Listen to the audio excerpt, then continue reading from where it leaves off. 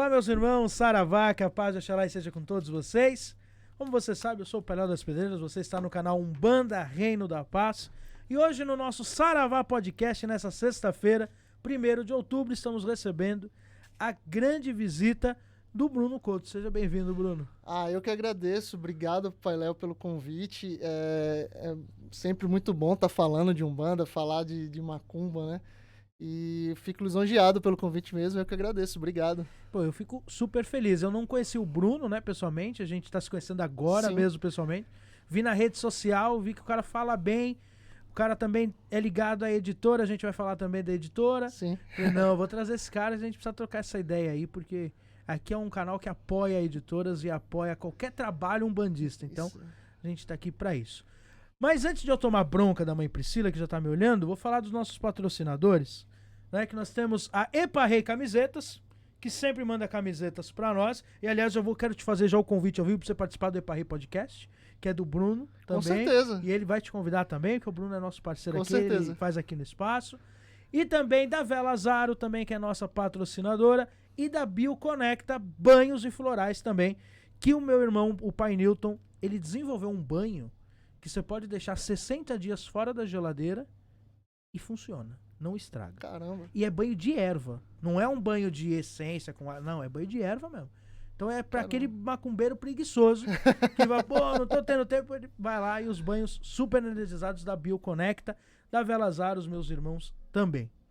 Bruno, antes da gente conhecer um pouco você, o que você trouxe pro nosso Congá? Bacana. Eu fui intimado, sabia que tinha um Congá aqui especial, coletivo, e a gente saindo agora recentemente do Dia dos Hereis, né? Dia 27, Dia das Crianças. E chegando agora ao mês de outubro, acho que nada mais simbólico, né? Que uma imagenzinha de Cosme e Damião. Espero que agregue. São Cosme e São Damião. Com muito Lindos. carinho aí. É o nosso Congá, né? Já que ele é coletivo. Sim, é nosso. Obrigado pela oportunidade também. Aliás, a ideia é, depois que essa pandemia passar, fazer um trabalho com esse Congá. Chamar todo mundo que veio, abrir uma gira, saravá esse Congá. Até a Mama Brusqueta já esteve aqui, mas me deu uma guia. Eu nunca imaginei na minha vida que eu ia ganhar uma guia da Mama Brusqueta. Né? A Mama Brusqueta, que pouca gente sabe, ela é mãe de santo de Candomblé. Sei, eu sabia. Ela é maravilhosa, Cruzo né, cara? com ela em loja de Umbanda, as duas vezes já. Ela é muito legal. Mas é legal você trazer o Cosme e o Damião, porque pelo menos na doutrina que eu sigo, eles representam a comunicação. Sim. E aí eu já puxo a primeira pergunta. Você está na frente de uma editora. Qual é a importância da comunicação dentro da Umbanda?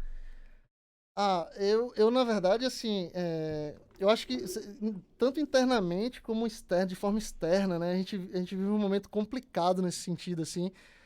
Eu não sei se nós, enquanto sacerdotes ou médios de Umbanda, não se faz ser entendido, ou pessoas não fazem questão de nos entender. Mas existe muito ruído nessa comunicação, assim, né? Principalmente de forma externa. E só tenho a dizer que isso é triste, né, cara? Porque separa o que devia estar junto, né? Separa, ideias ela tem que agregar. Eu não preciso concordar, eu não preciso seguir o que você fala, o que você expressa, o que você faz. Mas eu acho que respeitar e entender, pelo menos, o porquê, eu acho que é fundamental, assim. A gente vive esse momento, assim... Eu acho que a internet, né,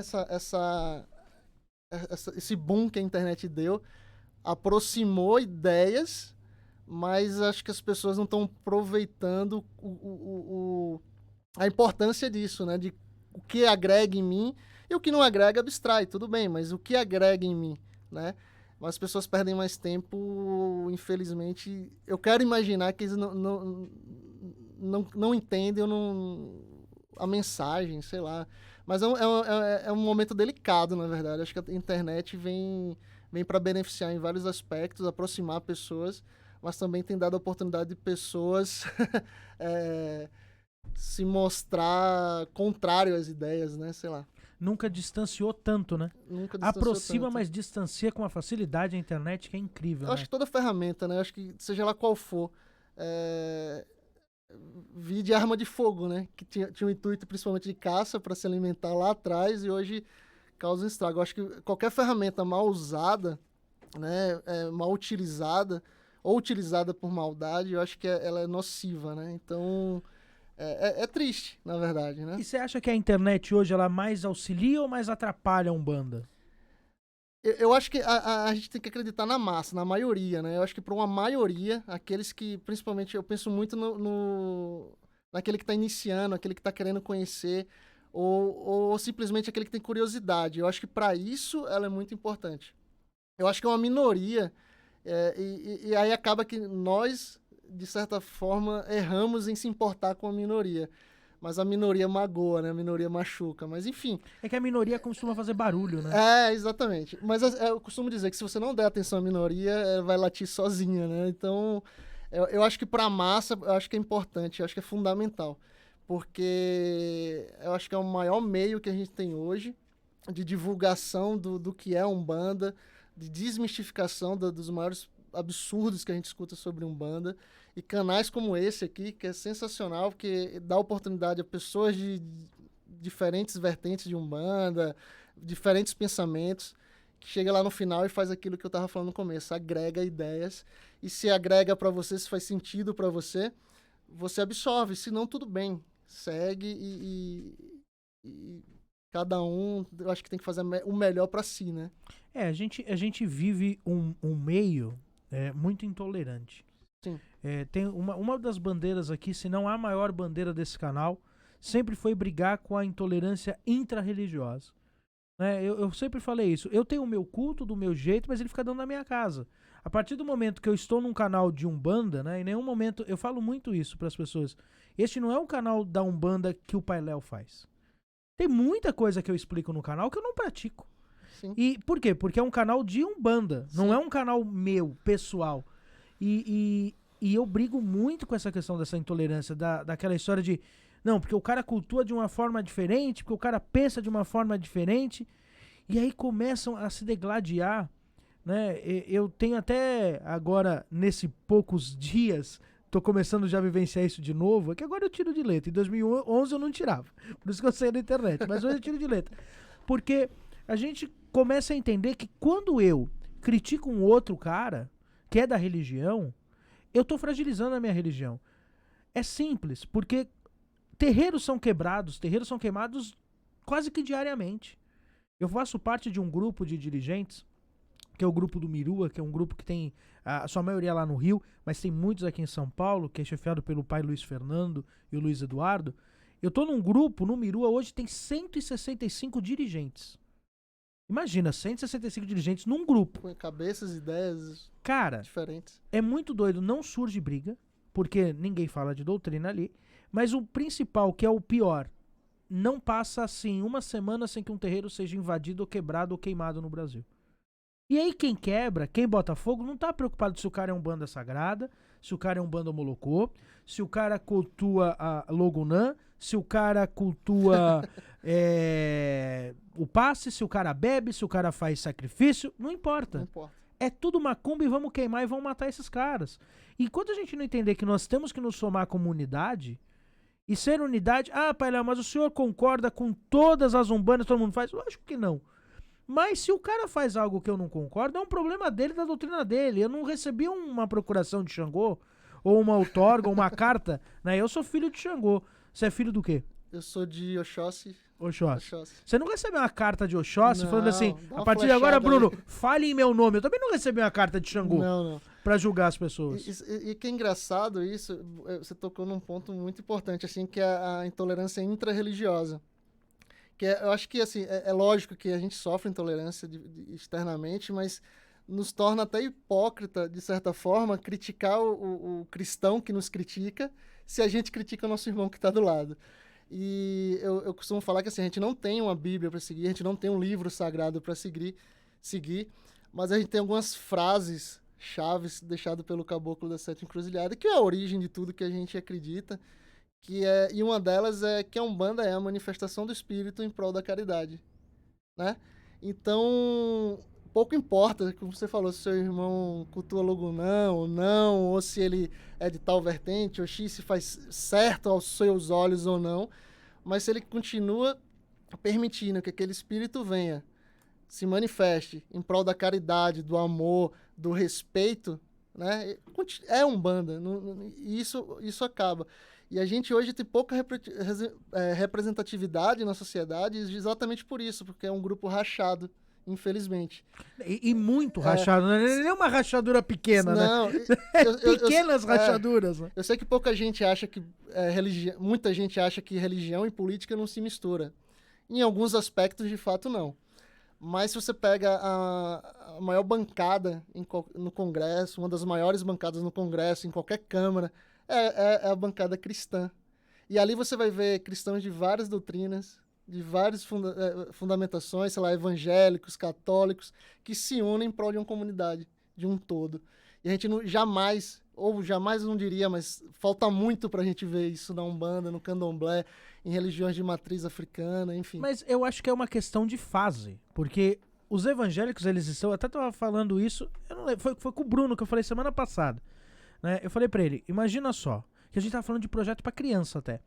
E aí ele tava falando, eu falei pra ele, imagina o esmilinguido. Sim. Sabe o esmilinguido? Sim, claro. Eu não imagino nenhum, por exemplo, o cara da Pentecostal, porque o esmilinguido ele tá mais ligado à Assembleia. Sim.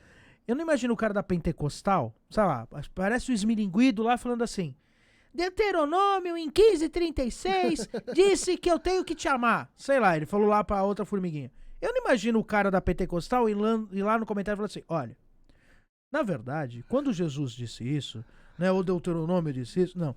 Mas, vai você fazer um projeto pra criança, você vai botar o Ogum de vermelho, vai aparecer algum cara, vai dizer, mas o Ogum na minha casa é azul escuro. Ou então...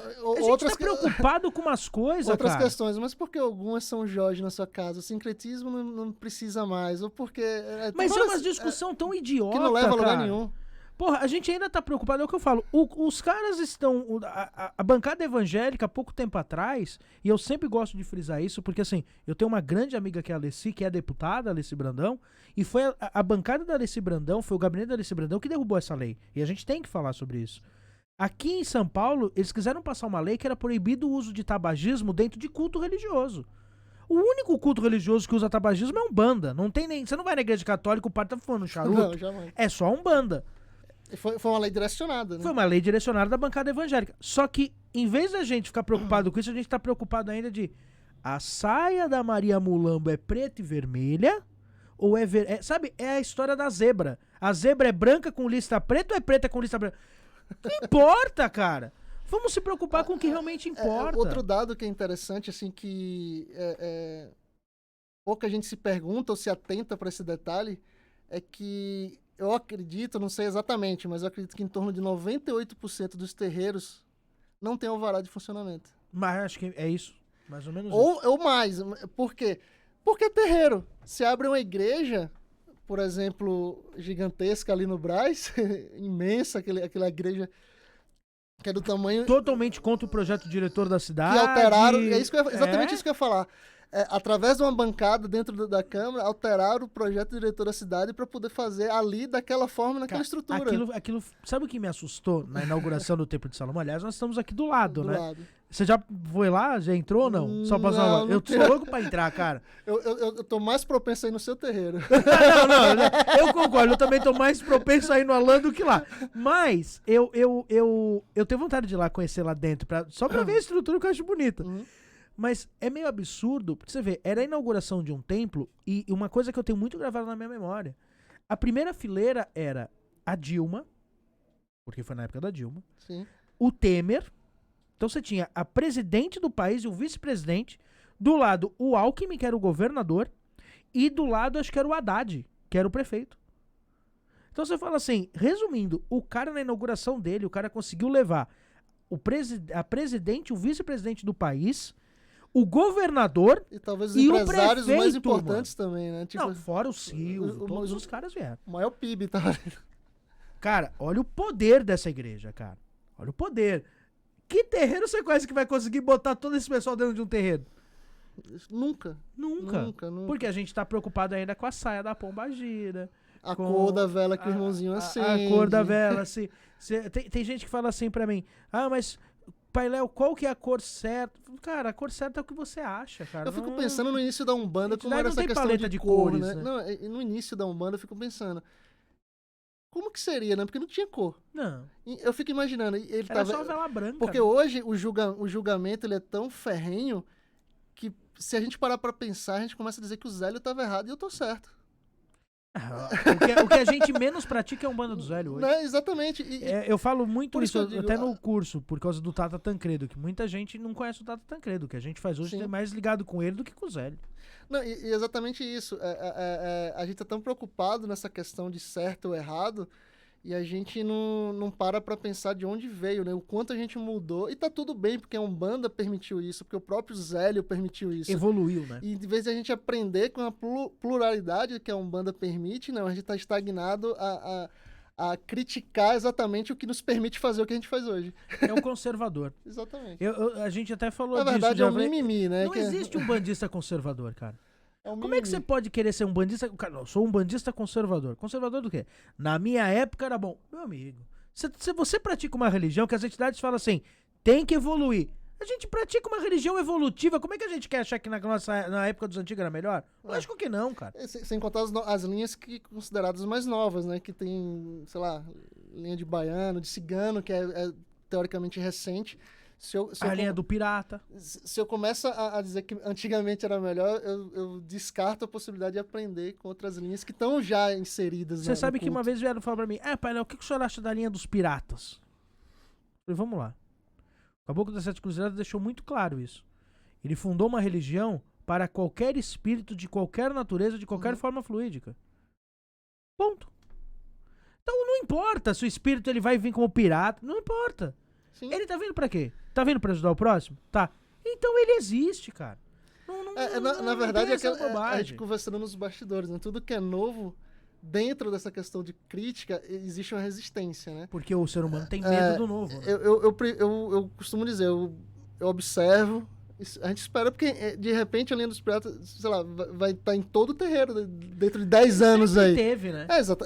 Exatamente. Tem muita gente que eu já ouvi falando assim, outro dia eu tava vendo assim, esse negócio de hindu na Umbanda não existe.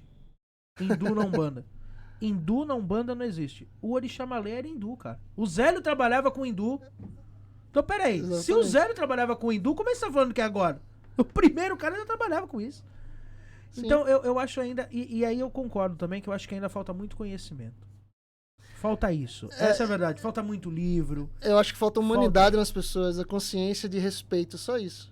Porque a gente tem que parar, na verdade, e olhar com outros olhos. Porque, assim, tudo que é novo causa estranheza, é natural. Tudo bem. Mas se a gente pensa, respeita, a gente vai... aquela conclusão inicial sua só vai alimentar seu ego por querer ser detentor da verdade absoluta, que na Umbanda não existe.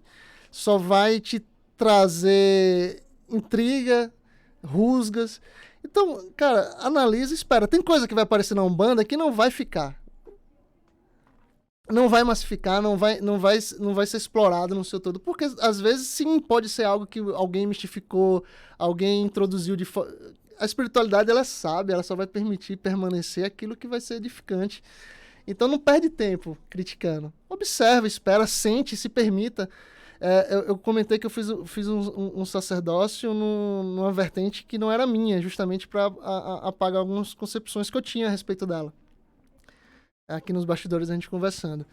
E durante o sacerdócio me apresentaram algumas linhas que eu não trabalhava. Eu poderia ter dito absurdo, vou embora, não vou incorporar isso. Mas eu me permiti, naquele momento, fechar meus olhos, sentir aquela energia, ver se existia... eu tinha afinidade com aquilo. E algumas respostas que eu tive foram surpreendentes. Então, não descarta a existência daquilo que você não conhece, né? É basicamente isso. Eu acho que é muito doido, né? Isso é uma outra coisa que, assim, tem muita gente que já tentou me colocar no contraponto da Umbanda Sagrada. Porque eu não pratico Umbanda Sagrada. Sim. Mas eu respeito. Aí, eu lembro que até uma vez, outro dia, numa live, alguém respondeu assim, Pai Léo, você acredita em Logunã? Me perguntaram isso. E aí eu tava fazendo a live e atrás de mim tinha a imagem do Ganesha, porque eu adoro o Ganesha. Eu tenho tatuado um elefante. Sim. Eu adoro a figura do Ganesha. Aí eu olhei pra trás e falei assim, meu amigo, eu acredito no Ganesha. Por que eu não vou acreditar em Logunã? Cara, pra mim, são nomes de energias e aí cada lugar vai dar um nome diferente. Exatamente. Pra mim, eu particularmente, minha convicção, tá? Não estou falando para a Umbanda, mas pra minha convicção, Logunã, Iroko, Cronos, sabe? São nomes da mesma energia do tempo. Eu ia falar exatamente isso. É isso, cara. Você sabe que eu falo assim, Iemanjá ela é cultuada no início da humanidade, de alguma forma, muito antes de se conhecer o que é África. Com a Mãe Terra, né? É exatamente. Quando você pega assim, Poseidon, é da cultura lá, sei lá, grega. Nada mais é que cultuar uma força com a nomenclatura que era conivente ou conveniente para eles. Em cada lugar você vai ter uma nomenclatura para aquela força. Quando a gente cultua Iemanjá, a gente não cultua a imagem, porque o orixá, para um umbandista, nunca pisou em terra, é uma energia. Sim. Aquilo é uma referência que você tem para humanizar uma força. Sim. Então, quando você cultua uma força, você não está cultuando aquele símbolo. Por isso que é até legal falar que a Umbanda não é politeísta, ela é monoteísta. Sim. Então, assim, a gente cultua o mar, a gente cultua a natureza, a gente cultua, sei lá, os peixes, enfim. Que nós, umbandistas, damos um nome de Iemanjá, que é para simplificar, é uma força da natureza. Quando a gente fala da mata, dos bosques, dos verdes, a gente está dando uma força, um nome àquela força, daquela força matriz que move tudo aquilo, de Oxóssi. E é conhecimento mesmo. Eu adoro estudar muito sobre mitologia. É uma coisa que desde moleque eu sempre gostei. E os orixás Aliás, é mitologia africana, exatamente. E eu só vim pra Umbanda por causa disso. Porque quando eu era moleque, eu adorava a mitologia grega e romana. Adorava aquela história de deuses.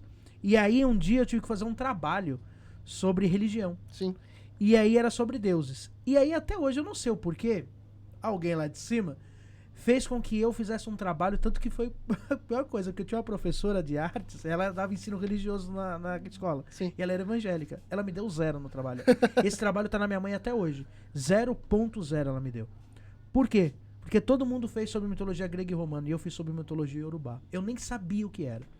E eu fiz um trabalho sobre Ogum, Oxóssi, Oxum.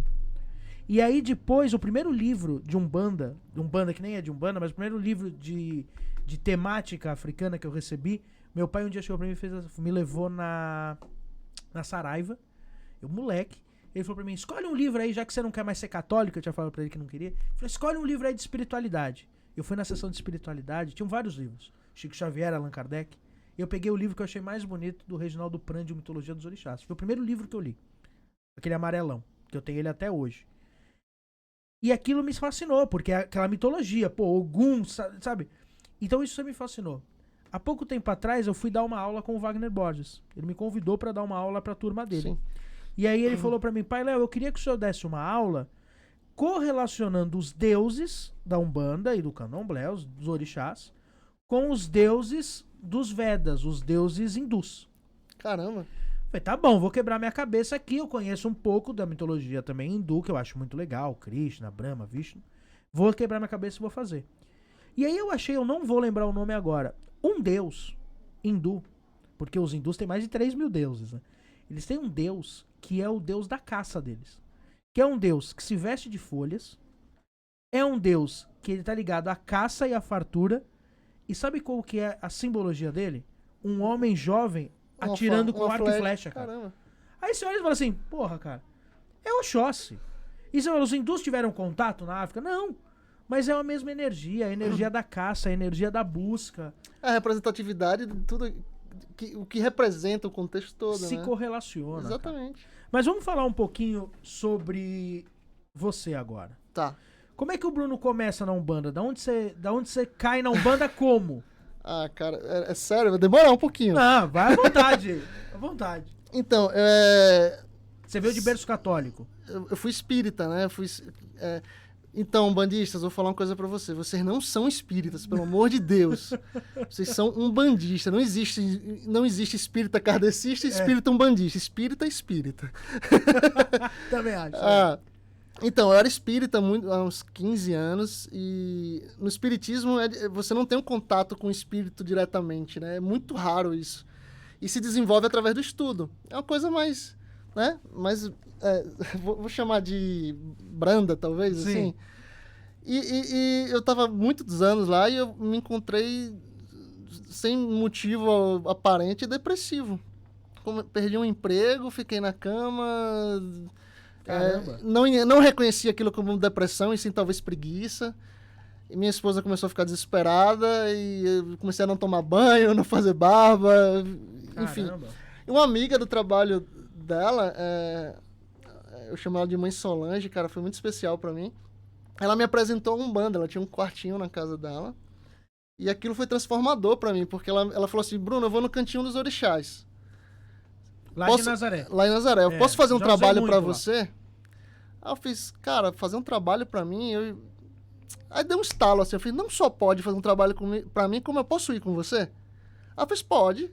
Aí eu fui, cara, isso pra mim já foi transformador, não gastei R$1, ela comprou tudo que tinha que ser feito, mandou eu fazer, e eu saí dali transformado, negócio de 1 hora e meia depois, eu saí dali já conversando, feliz, cheio de curiosidade pro que eu tinha visto, e cheguei em casa, tomei banho, fiz a barra, eu tava num estado... deplorável. Mendigo, assim. Mas não reconhecia aquilo. O que é a doença, né, cara? E através dela eu conheci a Umbanda. Eu comecei a estudar, comecei a visitar terreiros. Eu fiz, cara, até Xaum, que é o que eu tô até hoje. E fiz, cara, daqui eu não quero sair. Na época, eu queria muito ficar com ela, mas ela não tinha interesse, não tinha, na época, planos de abrir um terreiro. Ela fazia os trabalhos dela isolado ali. E eu tô até hoje no terreiro que eu tô e às vezes as pessoas me perguntam, cara, você entrou pelo amor ou pela dor? Eu fiz, cara, na verdade eu não sei. Porque às vezes a dor que é imposta na nossa vida é por amor dos nossos guias que nos faz enxergar uma realidade que a gente precisa. Mas eu tenho certeza que eu fico até hoje por amor. E isso é o que importa, não interessa o motivo que você entra, se é pelo amor, se é pela dor. Eu acho que importa o motivo que você permanece, né, cara? E até hoje, eu acho que eu já tive várias provas do poder transformador que a Umbanda tem na minha vida. Eu acho que afeta na vida do ser, né? Mas a primeira casa que você foi é que você tá até hoje. Até hoje. Que é? Templo Escola Casa de Lei, do pai Alain Barbieri. Do pai Alain Barbieri. Exatamente. E você chegou lá sem saber quem era o Alain? Não fazia ideia. Eu cheguei, eu pesquisava na internet endereço de vários terreiros e ia visitando. Eu fiz, isso aqui não é o que eu conheci, isso aqui pra mim é demais. Porque assim, a pluralidade, quando eu falei no começo, a pluralidade que a Umbanda nos traz é justamente para que seja possível a gente se encaixar na nossa realidade e naquilo que a gente se identifica, que a gente valoriza, que a gente tem afinidade. Isso é maravilhoso na Umbanda. Teve lugares que eu não me senti tão à vontade, teve lugares que eu achei que precisavam... Enfim, até entrar no Casa de Lei, que peguei o endereço na internet, era perto de casa, na época. Aí eu falei, vou entrar aqui. Aí entrei, gostei, comecei a fazer um curso lá e... Posso entrar? Aí me deram as diretrizes de como entrar e tô lá até hoje. Mas é isso que a Umbanda nos permite, estar onde a gente tem afinidade. Talvez essa a diferença. Em vez da gente criticar o que o outro faz de diferente, é entender por que é diferente. Porque talvez o terreiro que eu esteja hoje, você não tem afinidade.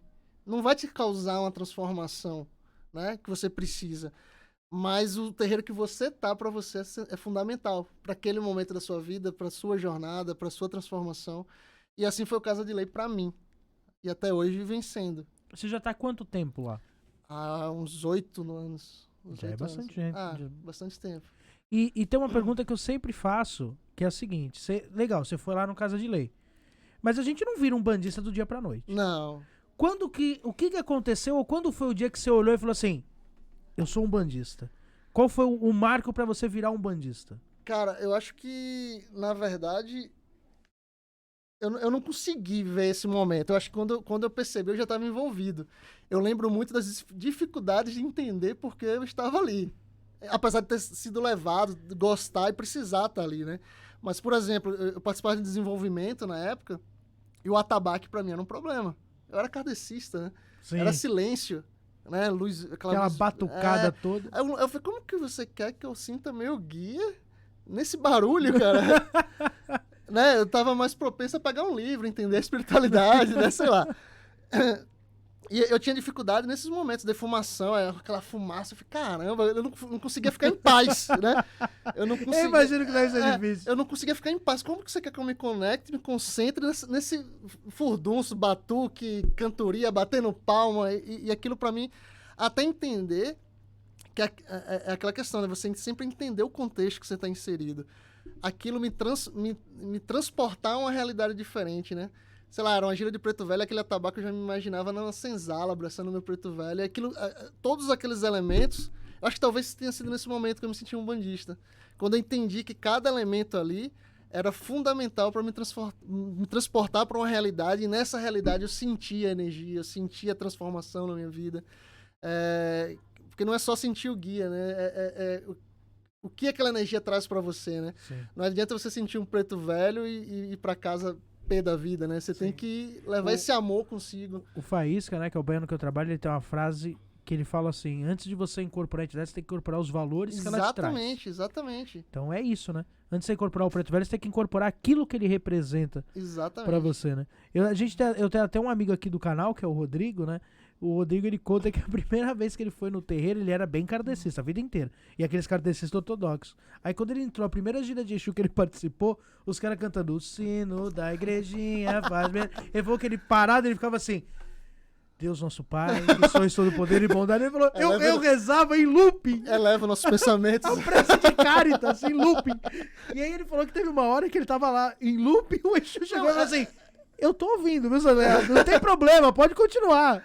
Porra. Não, e que é engraçado é que, assim, dentro da fé de cada um tem uma técnica para se elevar ao espiritual, desde o evangélico ao kardecista, ao candomblessista, cada um tem uma técnica pessoal, né? Só que quando você decide mudar de uma religião ou migrar para uma religião, por mais que ela seja espiritualista, você tem que se adequar, né? Você tem que se moldar àquela nova realidade. Mas eu acho que foi isso, voltando à sua pergunta, quando eu entendi tudo aquilo, eu acho que foi ali que eu me senti, agora vai. Isso é muito legal, né? A Umbanda é uma religião que... Eu quase fui padre. Olha então isso. Eu saí de ser padre pra virar um bandista. Choque pra todo mundo, né? Não, pra minha avó, que é ministra da Eucaristia até hoje, nossa, eu lembro de chegar em casa, ela no telefone com a prima dela, e falar assim, o Leonardo é a vergonha da família. Caramba, cara, virei a vergonha da família assim. Tem uma frase que me marcou muito difícil. Também. Eu estudava, eu tava fazendo faculdade na época, e tinha um pessoal, amigo ali de faculdade, conversando, não sei o quê, e em algum dado momento descobriram que eu era um bandista. Essa frase pra mim marcou. Eu falei, caramba, você é um bandista? Nem parece ser tão legal. Porra. Eu falei, caramba, velho. Puta que pariu. Olha a imagem que a pessoa tem. Agora a gente tem uma... eu falei, cara, eu sou normal, eu sou uma pessoa evangélica, pode ser legal. Isso é só minha fé, não muda nada a pessoa que eu sou, né? Mas as pessoas têm uma imagem de que, sei lá, é mito, né? Que as pessoas plantam na sociedade que faz pensar bobagem. Mas, hoje a minha avó me dá muito bem, aliás, agora, né? Agora na pandemia não. Mas eu falo que eram as velhinhas do Pai João. Porque a minha avó, ela não é um bandista. Ela aceita, ela não frequenta, mas ela aceita. Só que ela adora o Pai João, que é o Preto Velho que eu trabalho. E aí, a minha avó é muito engraçada. Porque as velhas da igreja, minha avó vai na igreja, católica. Aí as velhas estão tudo com dor, né? Que é velha, né? Ai, tô com uma dor no joelho que não passa. A minha avó, ela fala assim, olha, lá no centro do meu neto, de sábado de manhã, vai lá, tem o trabalho de cura. Então, é assim, durante muito tempo, você olhava a nossa assistência, tinha uma parte da nossa assistência com uma cara de medo danada, eram as velhinhas da igreja. Que eu falo que é as velhinhas do Pai João. E aí é só com o Pai João. Não tem que ser o Pai João. Aí o Pai João ia lá conversar com elas. Assim. Então eu falo, eram as velhinhas do Pai João. É as velhinhas da igreja que, sem o padre saber. Iam no nosso rito de cura pra cuidar das dores no joelho. Eu vi uma frase, né, na internet, pra variar, que era muito interessante, assim, engraçada, que eu acho que era... macumbeira igual a agiota, né? Ninguém gosta, mas quando precisa vai procurar escondido, né? Na hora, né? É uma boa frase. Isso. É uma boa frase. E da onde que surge a ideia da Mariô? Veio do nada? Eu acho que nada é do nada, né? Na verdade, é algo que foi plantado, eu acredito. Eu acho que a própria espiritualidade planta no nosso consciente, porque eu costumo dizer que a editora Mariô, ela nasce através de um ideal, né? A gente sempre fala, eu falei que era espírita, né? Então, assim, como a base do espiritismo, do desenvolvimento é a leitura. Sim. E quando eu saí do espiritismo, eu fiz, cara, se a gente leva essa prática da leitura, que já é a prática do desenvolvimento comum no espiritismo, pra Umbanda, que tem a prática espiritual, ali você abraça, você conversa, você até beija o guia espiritual, seria maravilhoso. Só que quando eu entrei na Umbanda, eu percebi que não era a realidade do umbandista, né? Infelizmente, a gente vê muitos médios aí em desequilíbrio, ou desequilíbrio que eu falo mediúnico, né? Assim, com achismos, com dúvidas, com questões a serem resolvidas. E, infelizmente, ainda existe muitos sacerdotes que não têm, inclusive, que é triste isso também, que não tem o preparo, às vezes, fica sem saber o que falar. E eu achei sensacional essa ideia. Então eu falei, cara, vamos abrir uma editora sem fundamentação de doutrina, mas que leve a Umbanda em sua essência para aquele que quer conhecer, estudar de onde vem Zé Pilintra, que é um livro que eu acho maravilhoso da editora, quem é, de onde vem, por que existe essa linha, quem foi, como surgiu, sei lá. São questões que um umbandista não sabe muitas vezes, né? Porque, o que é uma linha, o que é uma falange. Fala sobre o seu Zé Pilintra. Eu falei, cara, não tem como falar do seu Zé Pilintra. O seu Zé Pilintra é seu. Fala de Bruno. Não tem como, são milhares de Bruno, né? Então, sim, assim, as pessoas ainda têm essa dificuldade. Eu tenho um canal na internet também, uma página no Instagram, desculpa, e 90% das perguntas ainda você sabe, pode falar alguma coisa sobre Maria Padilha? Eu fiz, não tenho como falar da sua Maria Padilha, você tem que perguntar a ela. E são dúvidas muito básicas ainda, né? Então, acho que levar essa leitura, eu acho que o umbandista ainda é carente. Existe muita literatura boa umbandista, mas ainda é carente de uma cultura massiva, né? De leitura. E eu acho que é um ideal mesmo, é levar um Umbanda sem dogmas, sem amarras de vertentes, sem verdade absoluta, mas simplesmente para estudo, né? Para uma realidade para uma realidade que pode ser transformada, né? O que você trouxe pra gente da Mariu? Cara. Eu trouxe um novo livro do pai Alain Barbieri. Que, aliás, já é importante dizer, né, que os presentes são para o pai Léo, né? O pai Léo, não exatamente. É para a mãe Priscila. Né? É importante ressaltar. Mas não precisa, ela como mulher da relação, ela vai ter prioridade sem você perceber. Ela que manda em tudo. É lógico. Ela manda em tudo. O único lugar que ela não manda realmente é no terreiro, que muita gente acha que ela manda no terreiro. É o único lugar que eu consigo ter autonomia. Às vezes, da minha vida. Mas será que você não é, às vezes, obsediado por ela e não percebe? Ah, isso pode ser. Isso pode ser. Não, porque é engraçado que, assim... Influenciado, né? Eu já ganhei imagem de Oxóssi aqui. Aí ganha essas coisas ela já, né? Porque ela é filha de Oxóssi, ganha já, já. Ganhei guia. Ganhou a guia de Oxóssi do Sandro Luiz. Que a hora que o Sandro Luiz me dá a guia de Oxóssi, ali ela quase pulou dali. Essa é minha. Não é, não. Então, esse livro é legal porque ele fala exatamente, eu acho que foi muito oportuno também, porque ele fala exatamente... Esse é o último livro do Alain. O último livro do pai Alain. Ele lançou faz 20 dias, eu acho. Ele fala exatamente do chamado do que a Umbanda te dá, né? Por que você foi chamado pela Umbanda, o que te faz permanecer, o que te faz ser umbandista, o que realmente importa nesse processo. Então, é um livro maravilhoso. Quantas vezes ele deve ter querido desistir? Possivelmente, que é normal, possivelmente. Né? A gente quer desistir. Um médium do terreiro, ele quer desistir várias vezes no seu caminhar, né? Eu acho que a gente é atacado constantemente em prol contra a nossa evolução, né? Eu fiz natural. Eu fiz uma live com a Dérito uma vez, e perguntaram na live, eu com ele, né? Falaram assim, vocês já pensaram em parar? Aí o Adélio respondeu, você quer que eu falo essa semana? Essa semana eu faço 3, 4. É bem isso. Não tem jeito. Aí tem um livro Zé Pilintra, que é um livro também que é maravilhoso. Esse livro é muito bem feito, cara. Muito. Cara, é inacreditável. Do Nicolas Peripoli, um irmão querido. Falei que eu nem lembro, nem sei se o Nicolas lembra de mim, mas gente boa demais, é um livro Nicolas. De estudo isso aí. Eu costumo dizer que é uma apostila também. Ó, sem brincadeira. A qualidade desse livro não é comercial não, viu, gente? Que poderia fazer de boa, mas é muito bonito, cara. É porque, assim, ele é um livro que traz o conceito histórico, de fundamentos, ele é um livro, cara, que eu tenho muito orgulho de ter na nossa editora também. Olha que lindo.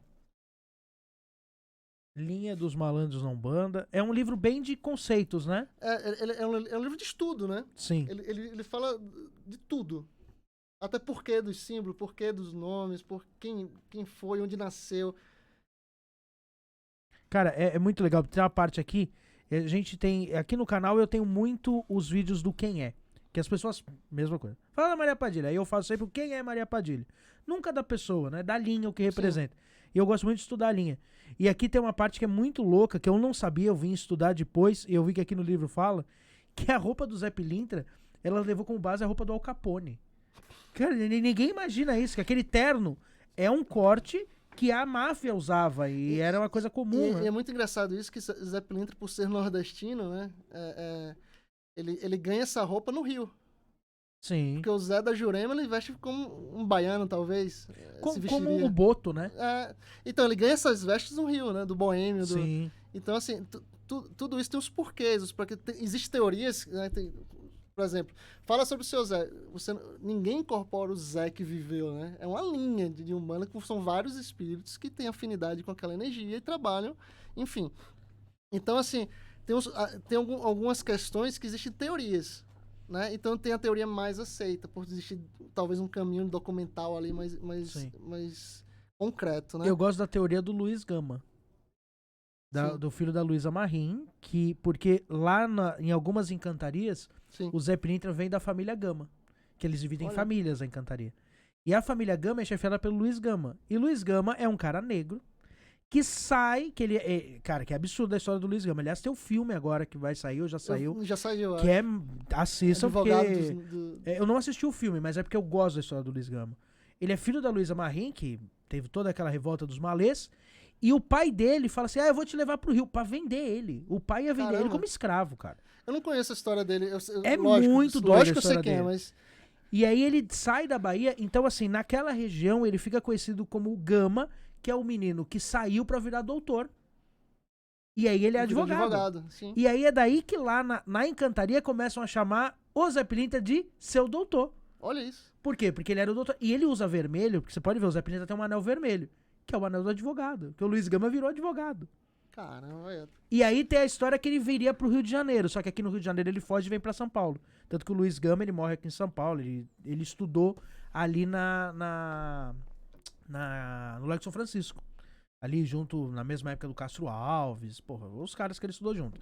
Mas é muito doido você imaginar isso. Pô, o Luiz Gama, que é um puta herói nacional, ele é a base na encantaria pro mito do Zé Pilintra da encantaria. E aí você vê ele na Umbanda, né?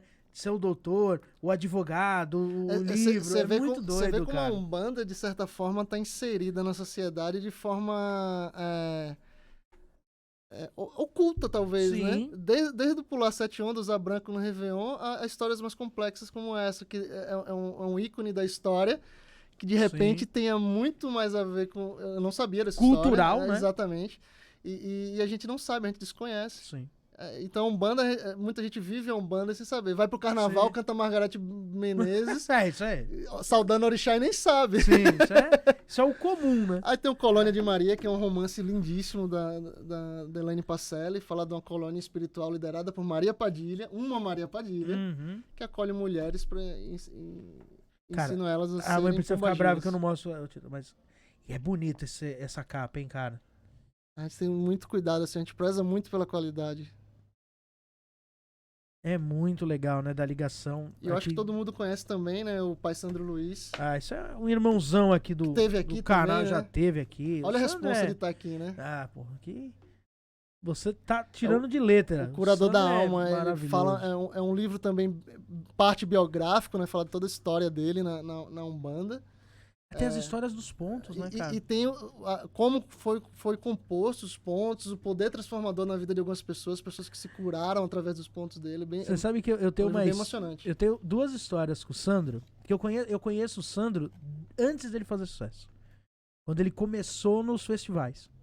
Esse O Presente dos Orixás, hoje eu vou cantar. Um dos primeiros lugares que ele cantou foi na festa de Iemanjá da minha casa. Olha isso. Você vê a história. E aí eu tenho uma história com ele que é assim, a gente ficava madrugadas conversando, porque ele também não dorme, o Sandro. Então a gente ficava conversando. Aí uma vez eu cheguei pra ele e falei assim, Sandro, porque eu também faço alguns pontos. Eu falei assim, Sandro, você não tem ideia, eu não consigo fazer um ponto de Xangô, cara. Não vem. E aí ele falou pra mim, você sabe que eu tenho o mesmo problema? Eu não consigo fazer um ponto de Oxóssi. Olha pra você ver há quanto tempo eu conheço ele. Eu não consigo fazer um ponto de Oxóssi. Aí um belo dia passou, ele foi o primeiro cara que ouviu o áudio de um ponto de Oxóssi que eu fiz. Oxóssi Oquearo, Oxóssi caçador do Jurema. Eu mandei pra ele, pai Léo, isso é lindo, a gente tem que botar isso no festival. Vai pro festival, tal, não sei o que. Eu montei uma escola de curimba por causa disso. Escola não, um grupo de curimba por causa disso, que nem foi pra frente. Aí passou, a gente se distanciou, ele lançou o Rei das Matas. Caramba. Quando ele lançou o Rei das Matas, eu mandei um áudio pra ele, que eu acho que ele nem chegou a responder. que eu mandei assim pra ele, assim, cara, você demorou pra fazer um ponto pro seu pai, mas quando você fez, você quebrou, Arrebentou, cara. né? Quem não conhece. Que é lindo esse ponto. Sim. Mas eu lembro dessa dificuldade, a gente conversando, falei, cara, eu não consigo fazer um ponto de Xangô. Fiz um de Oxóssi. E foi na época que ele fez o Luar na Pedreira. Sabe aquele ponto de Xangô? Eu acho que eu não conheço um ponto do Sandro Luiz ruim, feio. Não existe ponto feio, mas tipo assim, que não cole, né? Que não dê prazer de cantar, que não te transporte pra aquela realidade que eu falei lá no início. Mas assim, os pontos dele são lindíssimos, pelo amor de Deus. É muito doido. Quando ele fez o Luar na Pedreira, que ele fala, Luar na Pedreira de Xangô. Que é... Como é que começa esse ponto, mãe Priscila? Mãe Priscila conhece todos os pontos de Xangô. Que ele fala aquele do... Não deixe o mal entrar na sua vida. Não deixe o mal entrar. Que é um ponto de Xangô. Sim. Ele fez na mesma época que eu fiz o de Oxóssi. Olha Aí eu lembro que ele me mandou esse pela primeira vez, que ele tinha acabado de fazer, eu mandei o de Oxóssi. Aí eu falei pra ele, falei assim, meu, alguma coisa tá cruzada lá. Porque mandaram um de Oxóssi pra mim e um de Xangô pra você. Foi as nossas conversas. Talvez não foi por acaso aquele momento de vocês. Não foi por acaso, mas o Sandro é um irmão, cara. Ele é muito gente boa. Ah, sim. E você falou que você vem dessa base kardecista. Qual que é essa importância, cara, de um bandista? Porque eu conheço um bandista que nunca leu o Livro dos Espíritos. Dá pra ser um bandista sem ler? Dá sim. Mas assim, bandista, espero que me entendam. Eu acho que a base do kardecismo ela é muito, muito importante. Eu acho que ela é primordial, aliás. Exatamente. Eu acho. Porque assim, se você ler o Livro dos Espíritos, por exemplo, ela vai te dar conceitos que você não tem na Umbanda. E por mais que a Umbanda não tenha essa preocupação com conceitos, eu acho que ela abre tua mente para entender. Então, assim, até pouco tempo que eu falo, 10 anos, era quase que unânime as pessoas acharem que o espírito para incorporar entrava dentro de você. Né? E o Livro dos Espíritos falava isso em 1870. Muita gente demorou a desenvolver a mediunidade porque esperava o braço mexer só, ser tomado. Isso é possessão, não é incorporação. Né? Então, assim, quando você tem uma base kardecista, eu acho que te dá uma base de entendimento do que é o mecanismo de incorporação, o que é um guia espiritual, o que é linha, o que é falange. Por mais que o espiritismo não trabalhe diretamente dessa forma, mas você tem uns porquês para um entendimento melhor, uma aceitação melhor, né? Infelizmente, a Umbanda não tem livros nesse sentido, né? Tipo o Livro dos Espíritos, o Livro dos Médiuns, né? E eu acho que sim, eu acho que todo umbandista deveria ler, porque isso é a base do trabalho mediúnico, né? Eu acho que, lógico, adaptada a uma outra realidade, mas eu acho que é uma base, sim. Eu acho que, como você falou, eu acho que é fundamental. Eu levanto a tecla, né? Aqui eu já tomei paulado por causa disso, mas eu falo. Pra mim, a primeira coisa que um bandista tem que fazer é ler os 5 do Allan Kardec. Sim. Tem que ler o Pentateuco. Lê. Por quê? Porque tem muita coisa que um bandista fala hoje, assim, não vamos longe. Tem um bandista que fala assim, não, o seu preto velho... Ele é preto velho porque ele encarnou como preto velho. Não, peraí. Imagina. O seu preto velho já teve várias encarnações, cara. Tem uma frase... É isso que eu falo do estudo, da leitura, né? Porque, assim, se a gente para pra pensar, o preto velho, ele era escravo. Qual a probabilidade de um escravo ficar velho? Viveu 7 anos só. Né? Pega os livros do Laurentino Gomes, né, o negro naquela época tinha uma expectativa de vida pelo trabalho, pelos castigos, pela vida insalubre, tinha uma expectativa de vida de 40 anos. Não, e eles só viviam escravizados 7 anos. Era a média. Exatamente. E o que acontece? Aqueles que eram velhos, que eram uma minoria esmagadora, eram aqueles que eram tratados a pão de ló porque eram reprodutores e o próprio senhor de engenho lá, o detentor, puta... É foda falar isso, desculpa. Não, mas Mas assim, é um absurdo, mas tinha um carinho pelo aquele bem, né, que eles usavam. Mas é a história, a gente não pode esconder a história, né? Era uma minoria, enfim. Então assim, o preto, ele não necessariamente ele é preto ou velho, é apenas um arquétipo. É uma linha, são espíritos que têm afinidade com aquela energia, afinidades talvez com aquele povo, né? Talvez até foram feitores em algum momento, foram escravos em algum momento, ou trabalharam, ou conheceram, ou tiveram próximo desse povo, e hoje sente afinidade, e tem uma evolução energética para isso.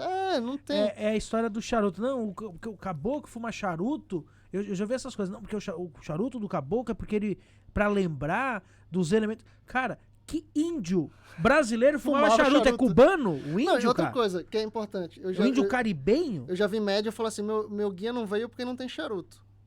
Eu fiz, caramba, é que nem... Eu fiquei assim, caramba, se ele é viciado nesse nível, como que ele vai me ajudar? Eu acho que ele precisa mais de ajuda do que eu. Então. E por isso que a leitura é fundamental. Aí você entende. Você vai baixar ele no AA. Você baixa ele no AA e fala assim... Caboclo, deixa eu falar um negócio. O senhor não veio pra contar, o senhor veio pra ouvir uma palestra do AA. Não, tipo assim, não tem a bebida do meu Exu, então ele não vem. Eu falei, cara, mas tem que ser... Cara, ele bebe água se for necessário, ele vai manipular o elemento que ele puder ali naquele momento. Imagina numa casa que não usa bebida alcoólica, igual a minha, não usa. E aí que tá a leitura. Quando você tem o hábito de ler, de estudar, de entender... Hoje tem centenas de canais para aqueles que não gostam de ler, como esse, como eu já falei, que dá a possibilidade de você entender, não baseada numa vertente ou numa doutrina, mas numa coisa óbvia, né, que é o estudo. O charuto ele é usado para defumar, a bebida para dissipar energia. Então, assim, ele não bebe porque ele gosta. Porque é a bebida preferida dele em vida. Ele não bebe, gente, que tá bebendo é você.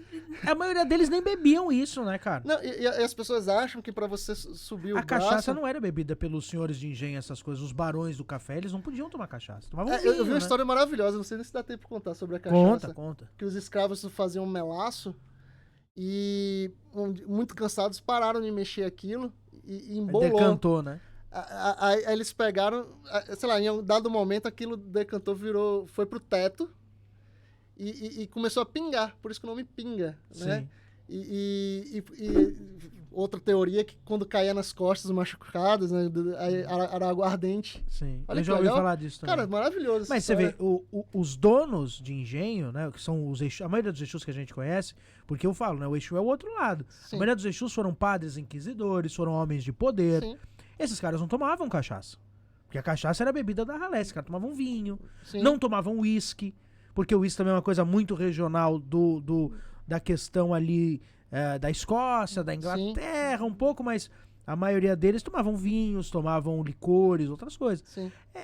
Quando você vai estudando, cara, você vai pegando aquele negócio... E é isso aí, você entende. Porque, cara, ele manipula o elemento. Então, assim, se eu entendi que o guia não mexe meu braço, ele não tá dentro de mim, então ele não bebe. Ele acessa o meu sistema nervoso, mental, tudo isso que a gente já sabe. Então, o que te faz pensar que ele tá bebendo através de mim, né?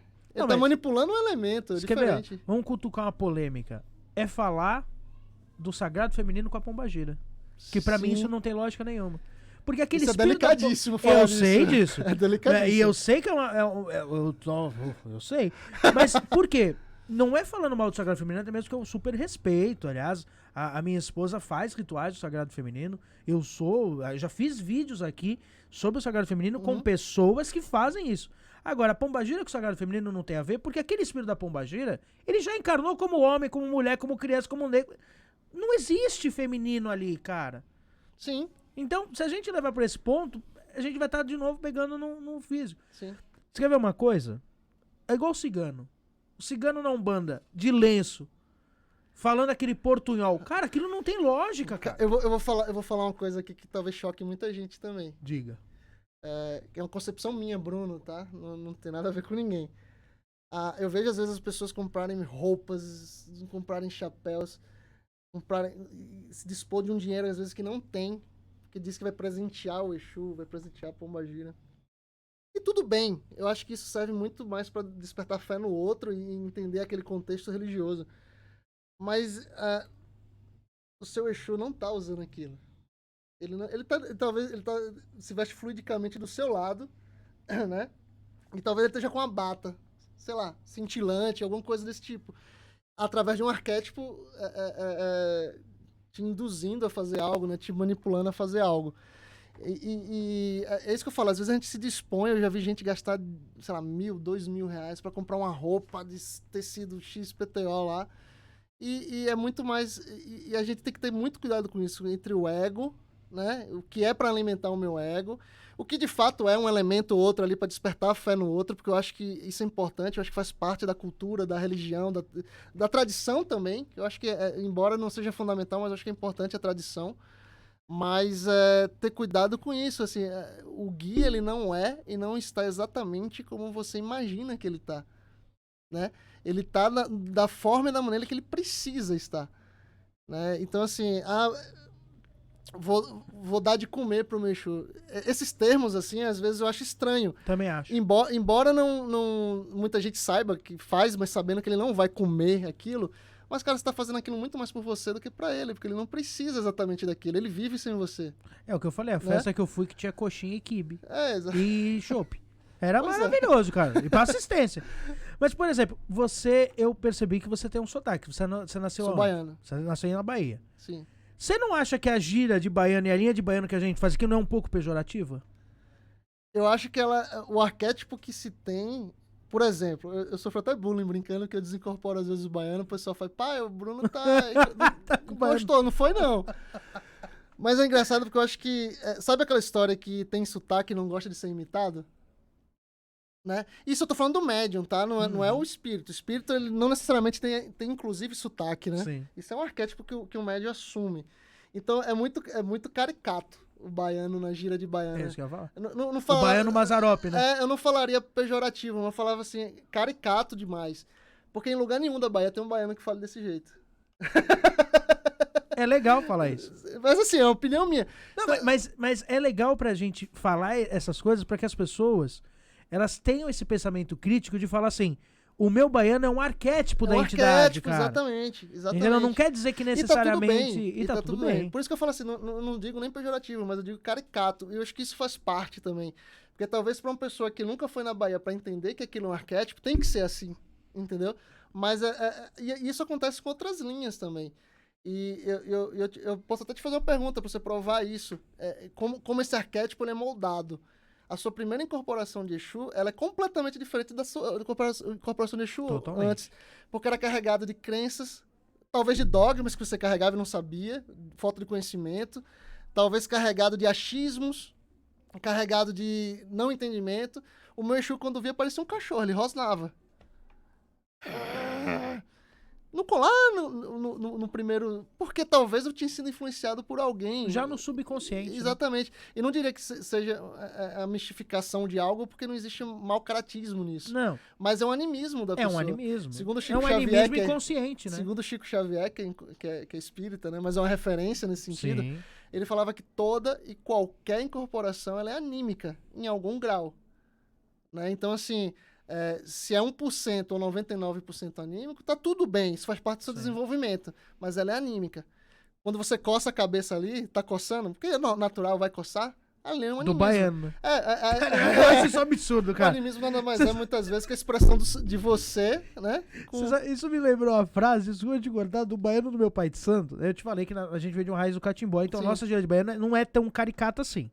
Né? Até mesmo porque eu mesmo não trabalho com baiano, trabalho com um baiano que ele é pernambucano. Então, sim. Porque o baiano faz referência ao nordestino, né? Sim. Não exatamente um povo baiano. E é muito doido, porque o Zé Bento tinha essa frase, né? O médico começava no desenvolvimento. Era muito doido. O médico começava na gíria de baiano e era batata. O médico começava a balancear e ele começava a coçar a cabeça, né? O caso do baiano. Não quer dizer que não possa ser o guia também, um tique do guia, mas sei lá. O baiano do meu pai de santo, ele olhava e falava assim, aí ó, os piolhos já chegou. Eu falei assim, os piolhos já chegou. O espírito ainda não, mas o piolho já chegou. E você falou isso que dá um link pra outra questão, né? Também que é muito interessante. As pessoas esquecem que os guias espirituais são pessoas comuns, que têm personalidade, sentimento, frustrações. Ética própria. Ética e moral. Sim. Sim. Então, assim, quando fala assim, não, cara, ele tem sentimento, ele fica triste com você, ele se alegra com você, ele tem personalidade. Se emociona. Por exemplo, é tranca-ruas. Por isso que eu falo, cara, é uma falange. O seu tranca-rua pode ser super tagarela e o meu ser mais sisudo, e tudo bem. O ponto arriscado nem se fala. O ponto arriscado de tranca-rua. Cara, é diferente, cada tranca-rua. É o CPF, né? Exatamente. Então, assim, eles têm personalidade. Cada um teve uma vida diferente, e essas vidas trouxeram marcas diferentes à personalidade dessas pessoas, conceitos diferentes do que é, forma de manipular diferente, talvez até o mesmo elemento, mas de uma forma diferente. Então as pessoas também têm essa dificuldade, assim, eu acho que é bacana falar disso, né, que as pessoas e isso só vem com a curiosidade, por quê, como, pra quê. Por isso que eu falo, a Umbanda não tem dogma, tudo tem um porquê e um pra quê. Nunca me deparei com a questão de não sei, só sei que foi assim, feito Chicó, né? Sim. Não, tem que ter um porquê. Se você não sabe, traz quem sabe. Alguém tem que saber. Porque a gente não tá preso a amarras pra fazer... isso vai de encontro ao que a própria Umbanda prega, que é a liberdade, que é... Enfim, É você saber o que você tá fazendo, por que tá fazendo, com quem, como, sabe? E isso é importantíssimo fazer. O médium não pode ter preguiça, né? Não. Eu falo muito, no curso que eu passo de teologia, eu falo dos pilares de um médium. E tem um pilar que eu deixo muito claro que é literatura. E eu falo assim, literatura que eu tô falando não é curso. Não é curso. Necessariamente. É livro. Tem que ler. Tem que ler. É o Allan, é o Nicolas, é o Allan Kardec, é o Chico, é o Rubens, é o Leal, é o Tancredo. Não interessa, tem na verdade. Que ler. Na verdade, eu acho que assim, você tem bom senso, você tem... Se você tem a ciência, que a Umbanda é uma religião que preza por valores, ética e moral, que você falou, e tem bom senso, não interessa de que você está lendo o livro. Mas você tem que saber que aquilo que você está lendo está agregando em você, ou você descarta aquilo, isso não faz o menor sentido. Você tem que ter essa autoavaliação, né? Isso é importantíssimo. Eu já li livro que tem Zara em Aruanda, que tem Dolce & Gabbana. Cara, isso faz sentido pra mim? Pra mim, não. Também não. Mas enfim, descartei. Mas esse mesmo livro me trouxe ensinamentos maravilhosos. Sabe, assim... E não vamos longe, o próprio Chico. Pra mim, aquele negócio do Eletrobus também até hoje eu acho um pouco viagem. No meu conceito. Sim. Aquilo eu tirei. E é o Chico Xavier. Pra mim, isso aqui pra mim eu não vou. É coisas que se você olha pra uma outra ótica, você começa a se perguntar como ele saberia daquilo se hoje existe algo parecido. Não, isso é verdade, né? Então, o magnetismo, como que tinha isso? Mas daquele jeito como ele constrói, né? Então, pode ser que pra hoje nossa consciência seja absurda. Mas imagina pra aquela época, né, cara? Então, o cara explicava que era um metrô e não tinha metrô. No próprio livro nosso lá que você fala, ele menciona computador, não com essa palavra computador, mas ele descreve tela onde aparecem imagens com dispositivo que guarda informações. Ou seja, era um computador com pendrive, isso na década de 40, 30, 40. E não tinha nem o disquete. Hoje, né? pra gente, a gente não diz. Sim. A gente fala, beleza, existe, mas naquela época não existia. Aí quando você fala do magnetismo, fala, eu não consigo entender aquilo. Talvez hoje não, mas talvez daqui a 50, 60 anos, sim. E faz parte, ou 100 anos, ou 200 anos, não sei. Mas é algo que, acreditando ou não, que eu acho que também não tem a menor importância, é intrigante. Entendeu? Quando eu falo assim, tem coisas que são viagem mesmo, assim. Tem coisas que você tem que analisar e parar. Isso faz sentido pra mim. Tudo bem, você falou da questão do aerobus. Não faz sentido pra você? Descarta. Tá? Um dia Mas você pode... É uma frase num puta livro, né? Não, exatamente. Então, assim, pode ser que um dia você se depare com algo que tem a ver com isso e você tenha curiosidade de se aprofundar. Tem coisas que você não... Cara, Zara em Aruanda, pelo amor de Deus, né? Sei lá, lojas Grife em Aruanda... Pelo amor de Deus, isso eu acho que eu não vou ter um dia uma oportunidade pra me deparar com isso. Depois do você vai me contar de onde você viu isso, que agora eu fiquei muito curioso. E é um livro famoso que best-seller, viu? Caramba! Isso aí eu quero... Nossa, vamos lá. Porque... Muita gente comenta aí, pessoal. Se você já leu algo parecido. Comenta aí, porque eu gosto mais da Avon, então eu espero que... Agora eu acabei de imaginar... Quando eu morrer, eu vou abrir uma franquia lá. Você já imaginou se você tá lá na sua casinha, no nosso lar, de repente... Olha, eu vim trazer a palavra... Não, o Avon. Trazer o livrinho da Avon. Você pediu. Eu acho que pior é se fosse Testemunha de Jeová. Nossa, é pior ainda. Nem se fosse a tiazinha do Yakut. Imagina, você tá lá, ela... Yakut. Imagina. Tiazinha do Yakut no nosso lar é sacanagem. Tem coisas que podem surpreender a gente, por exemplo. Ser muito mais simples do que a gente imagina. Muito mais próximo da nossa realidade. Tem coisas que realmente não tem um porquê, nem um pra quê. Assim, eu acho que a gente precisa morrer, né? Eu não tô com pressa pra isso, não. Nem eu. Bom, vamos já pros nossos quadrinhos, que a conversa tá boa pra caramba. Eu espero que esteja mesmo. Tá bom aí, diretora? Tá legal, né? O cara fala bem pra caramba. Eu falo muito, né? Ó, aqui nós temos bolinhas. Falar bem não é sinônimo de falar muito, né? Não, mas você tá falando bem. Aqui nós temos essas bolinhas. Cada bolinha dessa é uma pergunta de alguém que já passou aqui. Legal, então você escolhe uma que você vai responder. Putz, mas tem... Não, a cor que você quiser. Vamos de verde, vai, pai Oxóssi. Aí eu pego justamente aquela. Não, essa aí não é as polêmicas estão ali. Tem essa? Putz. Cara, você não falou que ia me colocar nessa... Quer que eu leia pra você? Por favor. Vamos ver. Essa aqui, as polêmicas são as... Essa aqui. Pegou a pergunta da Mama. Pergunta da Mama Brusqueta. Você pediria pra uma entidade fazer algo contra o seu inimigo? Cara, assim... Eu tô pensando aqui, não é porque eu faria, óbvio que não, tá? Mas assim, como um bandista, a gente pode fazer muita coisa para o nosso inimigo, para nos proteger. Mas não precisa ser o mal. Se a Umbanda é a prática do bem, a manifestação do espírito em prol da caridade, por que eu pediria o mal? E o que te faz pensar que a espiritualidade faria um mal? Lembra que eu falei que elas têm personalidade, têm desejo, têm sentimento, tem tudo. Por que eu falo assim, Exu vai lá e mata? Ele vai matar? Ele tem discernimento de dizer que aquilo tá errado, não vou fazer. Putz, cai na real, né? Preste atenção. Mas assim, eu posso pedir para aquele inimigo, sei lá, receber uma promoção e trabalhar longe. Eu posso pedir para que ele tenha um trabalho distante de mim, que não me veja, que se ocupe com outra prioridade, enfim. Existe sim trabalhos para isso. Existe trabalho para absorver a energia dele para que não chegue até mim. Então, N fatores, N possibilidades de fazer sem que eu peça o mal dele. O mal dele, se é que ele terá, vai ser proporcionado por ele mesmo. Então eu não preciso desejar ou pedir o mal para o inimigo. Eu acho que eu preciso que, você como filho de Xangô, né, preciso pedir que a justiça seja feita na vida dele. A gente como bom julgador, né? Se ele merecer, ele vai ter o que ele merece. Eu preciso que ele se afaste de mim. Então que ele trabalhe longe, ganhe muito dinheiro, ganhe na loteria, sei lá. Mas me deixe em paz. E isso é super válido. Mas você assim, não tá ferindo ele, né? Mas é uma coisa muito legal perguntar isso, porque assim, enquanto umbandista, a gente tem que pensar que os guias não fazem o que a gente quer. É uma concepção minha, eu não sei se você entende isso, não, tá dessa forma. Mas assim, os guias não fazem o que a gente quer. Os guias fazem o que precisa ser feito dentro de um merecimento, dentro de um contexto, dentro de uma possibilidade. Pode falar um palavrãozinho? Pode, à vontade. Eu costumo dizer que se Macumba resolvesse tudo, não existia um bandista pobre, corno, não existia um bandista miserável, não existia um bandista doente, traído, enfim. O trabalho espiritual ele vai te dar dentro de um contexto de busca, de merecimento. Eu quero um emprego, tá bom. Vai achando. Vai, cara. Levanta, move essa energia, vai pra rua. Eu não sei onde procurar. Cara, bate na porta e pergunta. Se você fez um trabalho lá atrás pra isso, você precisa de ação.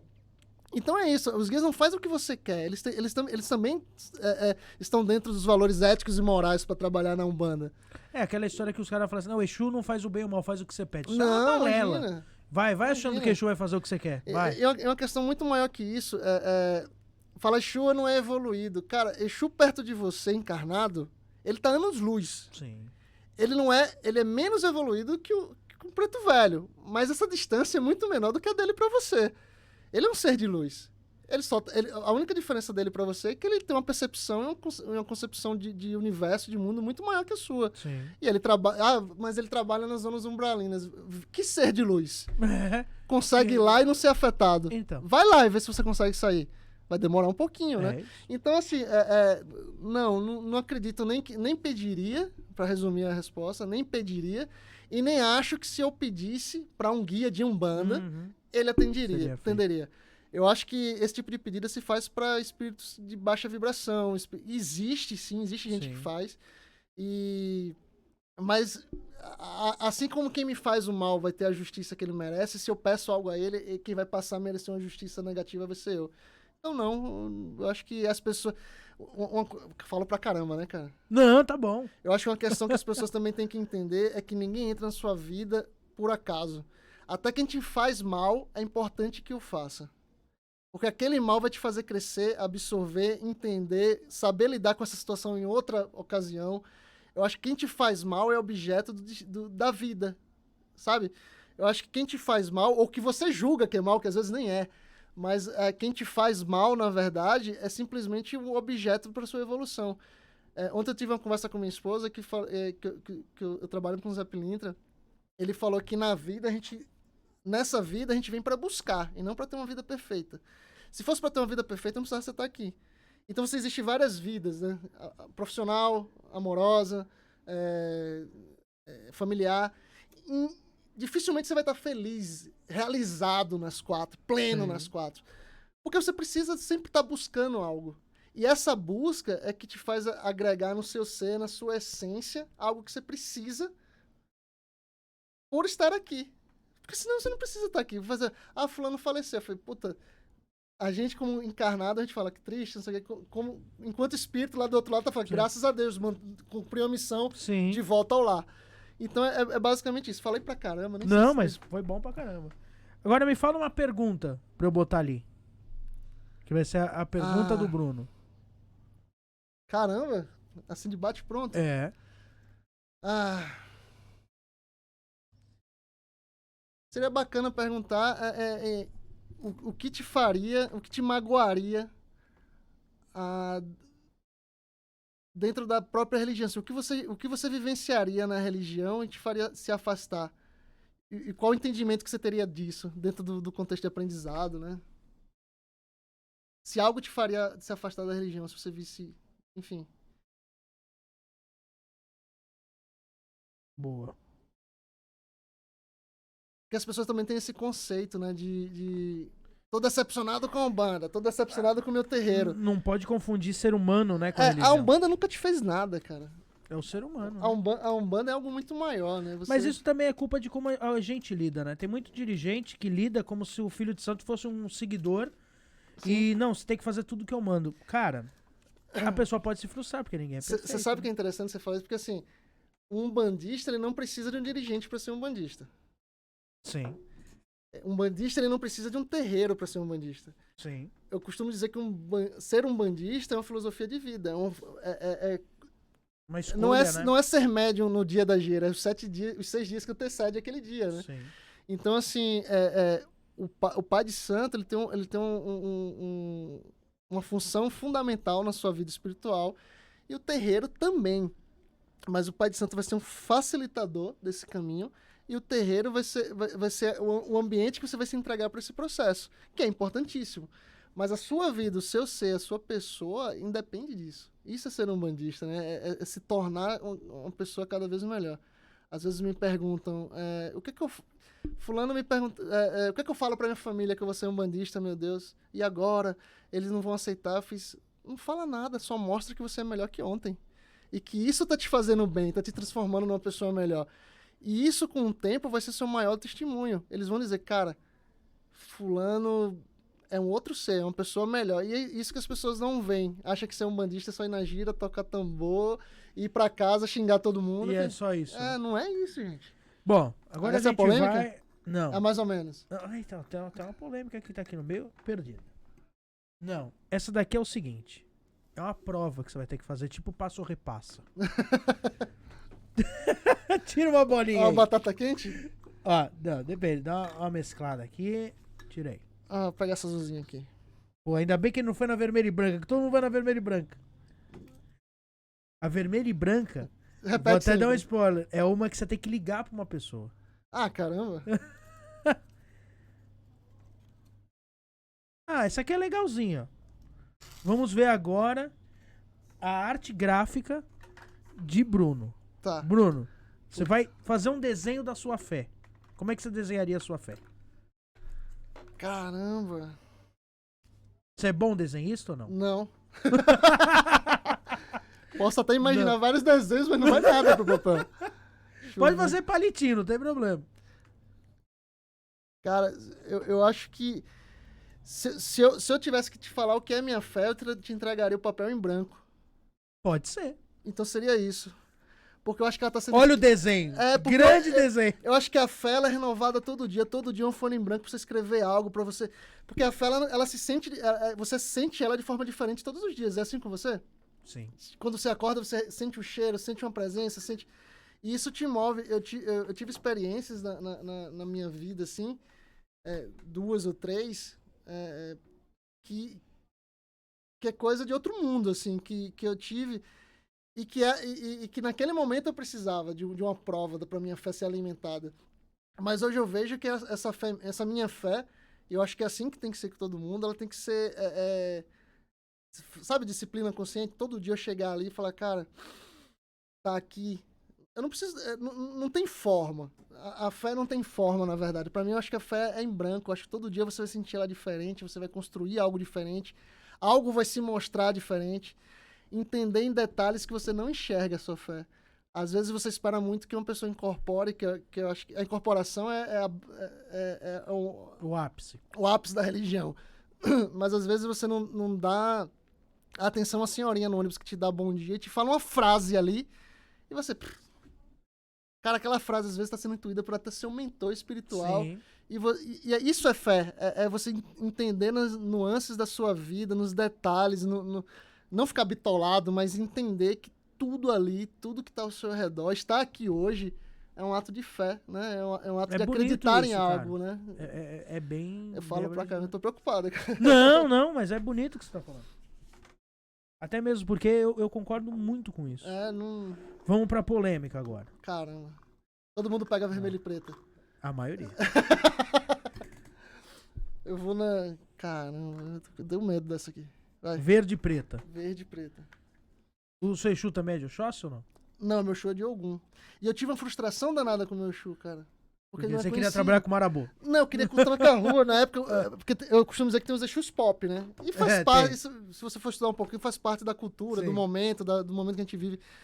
E quando eu entrei na Umbanda, todo mundo só falava em Tranca-Rua. Tranca-Rua, eu falei, cara, eu tenho que ter esse Exu. E é de Ogum, né? Eu nasci no dia de Ogum, cara. Então, no dia de São Jorge, né? Eu falei, cara, é muito simbólico, eu tenho que ter. E eu demorei, eu acho que uns 6 meses pra falar o nome do meu Exu, porque eu queria falar Tranca-Rua e não conseguia. Uhum. E aí, quando ele falou, quando eu consegui falar o nome, ele foi muito frustrante pra mim. E você fala o nome dele? Falo, Exu do Aço. Bonito o nome dele, então, cara. Pra mim foi frustrante na época. Imagina. Cara, que isso? Só pode ser animismo. Quando o meu falou corcunda, eu falei, doença? Tá de brincadeira? Eu falei, não existe Exu do Aço, nunca ouvi falar nisso. Aí eu fui falar com meu pai de santo, ele falou, por que não existe? Cara, um Exu de Ogum. Existe peito de aço. Ele falou uma série que levava aço. Eu fiz, é uma falange. Hoje tem muito pouco, antigamente. Aí foi que ele me... Mas calma, deixa se confirmar, é só o início e tal. E se confirmou. Isso pra mim, hoje, é meu mentor, cara. E hoje eu tenho uma relação de amizade, saca? Porque é engraçado que umbandistas, os guias espirituais são seus amigos. Por isso que tem muita gente chata que fala assim, não fala que ele é seu guia. Cara, eu falo que é minha mãe, meu irmão. Por que não pode ser meu guia, meu irmão, o meu Exu? Porque ele é muito mais que isso. Mas assim, isso é como eu falei, são nomenclaturas, não interessa. Interessa o que você sente por ele. É que vem uma palavrinha antes, eu falo isso pra pessoas. É que vem uma palavrinha antes, que é meu querido caboclo. Então é que o querido eu não falei. Exatamente. Mas assim, é muito importante essa relação que eu tenho de amizade com ele. Cara, é brutal, assim, é louco. Mas você gosta de Ogum pra caramba, né? Eu acho que eu gostava... Eu nasci no dia de São Jorge, né? Então, ninguém sabia disso. Quando eu leram minha coroa, ninguém sabia. Enfim, foi pura coincidência. Meu ancestre é Ogum, entendeu? É porque Mariô tem muito a ver com Ogum. Exatamente. E com Exu também. Sim. Então, aí, como eu nasci no dia de São Jorge, eu tive uma relação muito forte com São Jorge na minha infância. Como por ser baiano, existe ali uma questão do candomblé que a gente sempre... Torce pro Corinthians aqui em São Paulo? Não, não gosto muito de futebol. Gostei muito, eu torcia pro esporte, né, que eu morei em Recife. E aqui em São Paulo eu torço pro esporte também. Eu mudei de estado, não de time. Também acho. Eu sou corintiano em qualquer lugar do mundo, cara. Torço, Mas assim... É que o Corinthians tem São Jorge, né? Então, exatamente. Rola uma afinidade. Não é vermelho, preto e branco, mas é preto e branco. Exatamente. Não, apesar que o esporte é vermelho, preto e amarelo, né? A coral, né? A coral não. Não, é rubro-negro, né? Rubro-negro. O leão. O leão é vermelho. E eu tive essa relação com o Ogum, né? E por ser filho de Oxóssi na Bahia, Ogum, São Jorge é Oxóssi. Sim, que tem isso, né? É muito na Bahia é louco Santo Antônio, né? Uma história bem... Pergunta polêmica. Jesus. Qual karma você assumiria e provocaria de propósito? Essa tem que responder. Tem que responder. Não pode dar uma saída diplomática. Não sei. Cara, assim, eu não acredito em karma. Tá. Eu acho que você deve saber muito bem do que se trata, porque você tem conhecimento da cultura hindu e tal. Eu acho exatamente por isso, que eu acho que por ser um bandista, eu acho que karma e dharma é outra cultura. Eu acredito em propósitos, né? Eu acredito que tudo que a gente passa, de alguma forma, é para agregar. Porque a gente tem um conceito... eu tô falando de espiritualidade, tá? Não de ser humano. Enquanto espiritualista, um bandista ele tem uma visão muito rasa do que é um sofrimento, uma morte. Nós temos uma visão muito rasa e não deveria ter. Eu acho que a gente sofre para aprender. Mas ninguém vem para sofrer. Não, ninguém vem para sofrer, porque você não tem que aceitar o sofrimento. Você tem que superar e aprender. Sim. O sofrimento é para te fortalecer, né? Eu acho que a gente passa por momentos de dificuldade. Quem nunca passou por um momento de dificuldade? O meu preto velho uma vez falou, cara, Não cara, né? Mas tipo assim, filho, se você chegou até aqui, passando tudo que você já passou, é porque você conseguiu vencer 100% dos seus obstáculos. E todos esses obstáculos vão te possibilitar vencer todos os outros. Então não tem que ter medo. A vida é pra isso, é pra buscar. Mas se eu tivesse que colocar karma e dharma, sei lá, karma, né? Mas o que você faria que você falasse assim, puta, eu sei que isso daqui eu vou sofrer uma punição espiritual. Mas o que você assumiria e falasse assim, eu faria isso, não teria problema assumir a treta? Cara, eu acho que pegasse. Eu sou muito. Uma coisa que me fere muito é quando eu vejo arrogância e prepotência nas pessoas, em qualquer meio, em qualquer situação, desde política, desonestidade, mas assim, eu acho que eu teria uma regra, assim, saca? Quem se demonstrasse assim, em sua essência, eu acho que tinha que voltar na hora. Tipo assim, desencarna e volta. Tem uma palestra lá, um workshop. Uma reciclagem. Lembra por que você veio. Boa. Né? Lembra porque. Reciclagem. É tipo um desencarne compulsório. Cara, imediato. Isso não é pontual, isso é sua essência. Você tá podre e volta. Então volta, vai ter um workshop lá. Lembrar por que você veio, porque deu ruim. Não tem mais jeito. Eu acho que tem pessoas que... É isso que eu falo, precisa dessas pessoas na vida de outras, né? Então, assim, a gente nunca vai se livrar completamente desse tipo de gente. A gente precisa dessas pessoas que é um equilíbrio, né? Sim. Se você precisa aprender algo, né, através de momento bom não ensina nada a ninguém.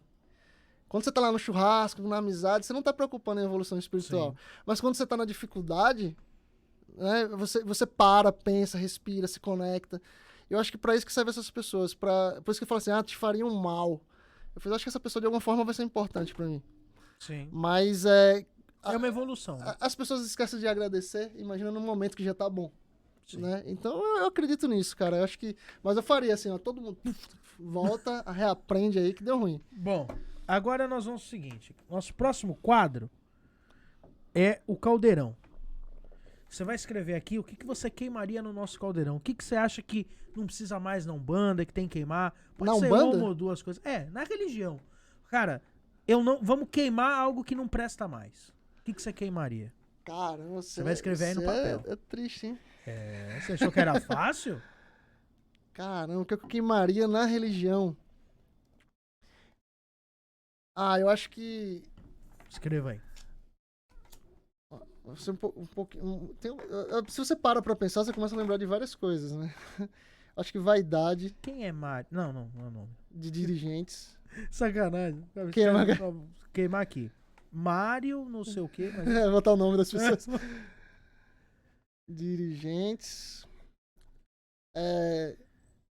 Cara, sabe, tem algumas pessoas que se acham que é a Umbanda, né? Tem. Eu acho que exatamente... Tem cara que acha que tem a procuração do caboclo na sete então, eu acho que é isso, é a vaidade que... Vaidade de dirigente. Sabe o que é engraçado? Eu até comentei nos bastidores também com você que alguns filhos não... Eu fico impressionado como os filhos não enxergam os pais. Porque eu já vi filho de santo das pessoas chegar e falar assim... enquanto você fala mal de mim, eu tô crescendo, não sei o quê... Não fala mal é ruim, não sei. Aí você olha pra trás, quem é o pai do cara? O cara que mais fala mal das pessoas. Eu falei, cara, chega a soar engraçado, né? Tipo assim, o sacerdote, de alguma forma, ele é espelho dos filhos, né? Então, assim, desde o seu arquétipo inicial, você falou que desenvolveu um terreiro lá atrás. Sim. E sua incorporação é diferente hoje, porque você, enfim, aprende e tal. Mas, principalmente, até hoje, você carrega características sem talvez nem perceber do seu dirigente. Sim, na incorporação, no arquétipo. Porque até isso você aprende dele. Nos exemplos. Nas palavras. Nas atitudes. Exatamente. A gente tava falando isso, né? Pô, pai mesmo, né? O pai espiritual é um pai. Uma das pessoas que a gente tava conversando, cara, eu tenho um problema, porque eu vi uma vez essa pessoa gravar um vídeo com um taco de beisebol pra ir bater numa outra pessoa. Exemplo, mas, porra, que pai de santo é esse, cara, que grava um vídeo desse? Exemplo, né? Sabe, que exemplo é esse? Mas, pô, pai Léo, o senhor nunca ficou nervoso, o senhor nunca saiu no tapa com ninguém. Depois que virei pai de santo, não, porque eu já fiquei velho. Mas, simplesmente porque, cara, eu aprendi na Umbanda, que a Umbanda me ensinou, o meu preto velho me ensinou que eu não tenho que pegar um taco de beijo pra bater em ninguém, não. Eu tenho que respeitar, perdoar, tentar amar, ignorar. Ele me ensinou isso. Ele não me ensinou a falar assim, agora pega um taco de beisebol e vai bater em alguém. Às vezes, eu acho que a melhor pergunta é: que diferença faz pra mim me incomodar com isso? Então. É só o simples fato da maldade, sabe? O simples fato de atacar, de querer parecer perfeito. Tem uma frase que eu postei lá no meu Instagram que é assim: é muito fácil parecer perfeito quando não se faz nada. Então, assim eu sou muito bom, eu não faço nada, eu não tenho uma ação social, eu não ajudo ninguém, eu não faço nada por ninguém. Assim eu sou muito bom, eu não tenho falhas, só erra quem faz. Eu gosto da frase do Batman, do Cavaleiro das Trevas, que ele tem uma frase que eu acho muito interessante, que quem não é nem ele que fala, acho que é o Duas Caras que fala. Que ele fala assim: ou você morre cedo, ou você vive o bastante pra ser um vilão. É isso. Ou você morre cedo, ou quanto mais você fica, mais vilão. Eu posso falar isso, cara. Eu, antes de ter o canal há 2 anos atrás, eu falava isso de boca cheia. Eu não tenho inimigos na Umbanda. Eu não tenho ninguém que é contraponto meu. Só tem um cara, mas eu nem vou falar desse cara, que graças a Deus que ele é meu contraponto. Que é o cara que ficou conhecido no Fantástico aí por uns abusos sexuais. Então, esse tudo bem. Esse é até vantagem ter ele de contraponto. Mas eu não tinha. Hoje, com 2 anos de canal, eu posso ter uma lista já. E é absurdo. É porque assim, absurdo. Incomoda crescer. É absurdo, cara. Incomoda fazer diferença. Então, assim, é aquele negócio que a gente falou lá no começo. Em vez de se unir, onde que a gente pode se unir para levar o maior número de pessoas essa palavra, tirar dúvida da maior número de pessoas? Eu sou pequeno, você talvez seja pequeno, mas quando a gente se junta, a gente pode fazer algo grandioso. Meu pai espiritual, o Alan, fala sempre isso, que ninguém faz nada sozinho. Para você estar aqui hoje conversando comigo, você precisa, né, de alguém para estar ali operando, enfim. Eu, para estar aqui, eu preciso do seu convite. Então, assim, tudo para ser construído precisa de... Você pode até fazer, mas não vai fazer com excelência, você não vai chegar a um maior número de pessoas, você não vai fazer por amor. Então, quando você faz com alguém, você chega mais longe, o seu resultado vai ser melhor. Sim. Então, é muito curioso isso. As pessoas estão mais dispostas a rachar. Isso não é Umbanda, cara. Você está mais disposto a criticar, apontar, isso não é Umbanda. Também acho. Do que você abraçar seu irmão. Cara, o que você está fazendo é muito bacana. Se você tiver abertura, fala pro seu irmão, a gente pode fazer diferente, vamos fazer assim para ver se você pode chegar e falar, puta, ótima ideia, vamos melhorar isso aqui, né? Então, assim, eu acho que ideias vêm para somar. Agora, as pessoas estão muito mais preocupadas em sacanear, né? Eu acho que isso é muito triste. Jamais me afastaria da religião isso. Eu entendo que são pessoas, não. Eu acho que é isso que a gente tem que passar para quem está assistindo. Que a gente acaba falando de características de pequenas ali que acontecem.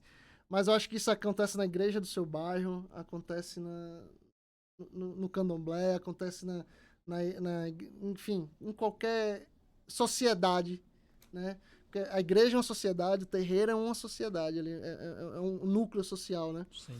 Então, eu acho que isso acontece no seu trabalho, deve acontecer, isso é normal. O que tem que ser feito, o que a gente tem que ter consciência de como fazer, é saber como encarar isso, saber como lutar contra isso, qual a nossa postura de frente para isso, porque a analogia da corrente é muito bacana, a corrente mediúnica, né? Eu acho legal porque, assim, o irmãozinho sempre tá falando do irmãozinho do lado, mas esquece que ele também é um elo da corrente. Sim. Ah, você é isso, você é isso. Quando você tá falando, o seu elo, ele se rompe e o irmão tá fortalecido. Então vai quebrar toda a corrente. Quando chegar o irmão que você tá falando, é ele que vai chegar no seu braço e vai, calma, você quebrou, mas eu te seguro aqui. Então, assim, a corrente mediúnica é exatamente isso. Então a gente pode ter a corrente mediúnica num terreiro, num fundamento, numa vertente, uma corrente coletiva. E a própria Umbanda é uma corrente no macro, né? Então, se você não enxerga isso, seu irmão de fé, ele faz parte da mesma corrente de você, chamada Umbanda. Sim. E todos vestimos a mesma camisa, exatamente, né, cara? Bom, vamos agora para esse momento que foi mais polêmico, foi um momento mais pesado, para um momento agora um pouco mais tranquilo, que é o da nossa rosa branca. Olha isso. Que você vai levar esta rosa. Obrigado. Aí você talvez dê pra sua esposa, não sei, coloque no sol. Macumbeiro já pensa em fazer banho, né? Faz um banho. Só que essa rosa branca, você vai olhar pra aquela câmera e você vai entregar ela. E espiritualmente em agradecimento a quem você quiser, não precisa ser uma pessoa. Sim. É o seu momento a quem você agradeceria. A rosa branca você deve com certeza saber que é o símbolo do Caboclo das Sete Encruzilhadas, né? Que pediu a rosa branca. Então, por isso que todo o nosso Saravá Podcast tem uma rosa branca nessa mesa. Ah, cara, que bacana. Pra quem você quiser. Eu sou vítima do Covid, cara. Então, assim, parece clichê falar isso. Acho que já tá... Muita gente já deve estar de saco cheio, de...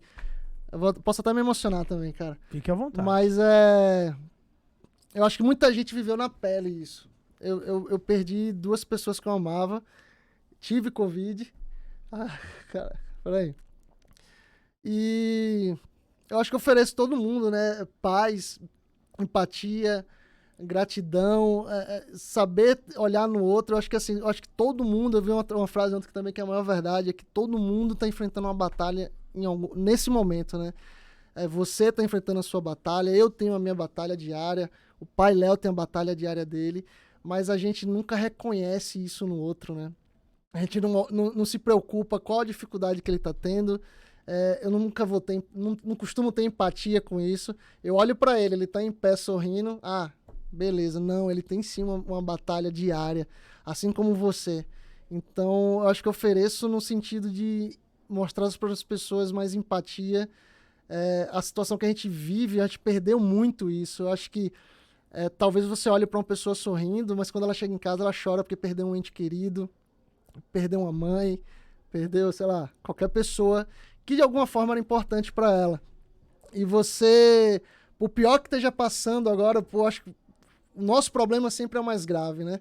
Mas por pior que você acha que seu problema é grave, você sempre vai ter a possibilidade de levar conforto, uma palavra de amor, de carinho, de esperança a quem está do seu lado. E com certeza o universo vai conspirar a seu favor e te retribuir essa palavra e a palavra que você precisa. É isso, cara. Que lindo, cara. Imagina. Que lindo, cara. Você ficou mal do Covid mesmo? Eu fiquei ruim, velho. Perdi minha sogra, que era uma segunda mãe pra mim. Perdi um tio, minha esposa ficou muito mal. Então foi um período bem difícil, assim. E a gente sofre isso, né? Chorar por sogra é até estranho, né, cara? Não, mas porra. Mas eu tinha uma relação muito boa com minha sogra. Todo domingo eu tava lá almoçando. E o simples fato de sair de casa e ir lá no domingo já me faz muita falta, sabe? Então, eu acho que é isso, cara. Eu acho que a gente tá vivendo um momento que a gente precisa reconhecer no outro a necessidade de uma palavra. E eu acho que é legal a gente falar disso porque, mais uma vez, gente, se vacine. Sim, sem dúvida. A gente precisa se vacinar, a gente precisa estancar esse mal e esse é o jeito. Se vacine, tome cuidado. Não acabou, né, cara? Não acabou. Temos que tomar cuidado, temos que nos preservar. Sem dúvida. E agora catar os caquinhos. Né? O pai João fala isso toda a gira, então não catar o caquinho. E ainda assim, eu acredito em tudo que eu já falei, acho que umas 3 vezes aqui. Eu passei, eu sofri, fiquei muito ruim de Covid, mas eu acho que tudo isso serviu para aprender, sabe? Eu acho que serviu para mostrar a importância da família, daqueles que ficaram, da minha esposa, da minha filha. Eu acho que todo mundo, se parar para pensar, não foca na dor, foca no amor de quem ficou, foca no amor de quem pode te abraçar, foca no amor de quem pode contribuir para você sair dessa situação, né? A gente passou um Setembro Amarelo aí recentemente, a gente falou muito disso. Então, foca naqueles que você pode ajudar, se motive a isso, né? Eu acho que a dor, ela é uma marca de experiência, né? Eu acho que você vai se tornar uma pessoa melhor, você vai entender isso que eu tô falando daqui a uns anos, com certeza, mas a dor vai te tornar uma pessoa melhor. E é isso que a gente busca, né? Cara, eu só tenho a te agradecer. Imagina, cara. Eu vou ser bem sincero, mas eu acho que foi um dos melhores papos que a gente teve aqui, eu cara. falo pra caramba, cara. Não, mas foi muito legal, porque acho que a gente conseguiu abranger muita coisa assim, o podcast tá sendo um momento muito legal, porque eu tô conhecendo muitas pessoas pessoalmente. Sim. E é muito legal bater esse papo, né?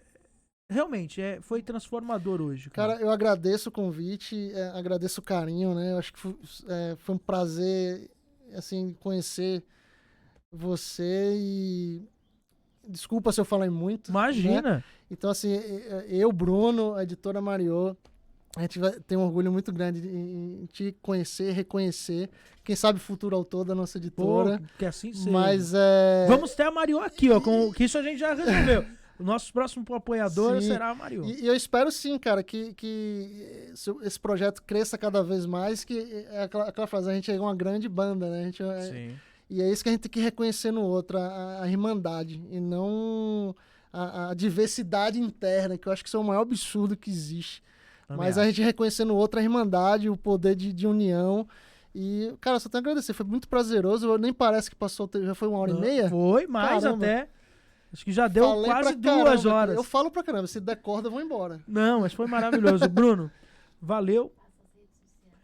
Passa suas redes sociais para quem quiser conhecer. Bacana. Também o site da Editora Mariô. Editora Mariô, editoramariô.com.br, né? Lá você encontra promoções, todos os livros da editora. Tem a rede social também, @Editora Mariô no Instagram, Facebook. E a minha pessoal é Papo de Axé, né? Que é no Instagram, papo_de_axé. É isso aí. Obrigado, Mais Bruno. uma vez, cara, valeu. Me emocionei, falei, ri. Não, foi maravilhoso. Deitei e rolei aqui hoje, Você sabe obrigado. que eu sempre termino com uma pergunta, que é uma pergunta que eu relativamente gosto. Se eu não te achar dentro de um terreiro, aonde que eu vou achar o Bruno Couto? Dormindo. Cara, eu sou muito preguiçoso. Assim, no sentido, eu adoro dormir, cara. Eu fico com fome 2 dias, mas não fico sem dormir uma noite. Cara. Gostei. Eu quero ver você no carnaval. Você vai ter que ficar sem dormir uma noite. Não, mas aí tem estímulo, né? Aí não tem jeito. Bom, gente, obrigado aí vocês que ficaram até agora. E eu sempre encerro sempre da mesma forma. Se você quiser saber mais sobre tudo isso que nós falamos, procure um terreiro. É lá que você acha suas respostas. E segunda-feira tem pílula, semana inteira. Acompanha aqui no canal, se inscreve para quem está chegando agora. Tem muito conteúdo legal. E até a próxima. Um abraço e saravá.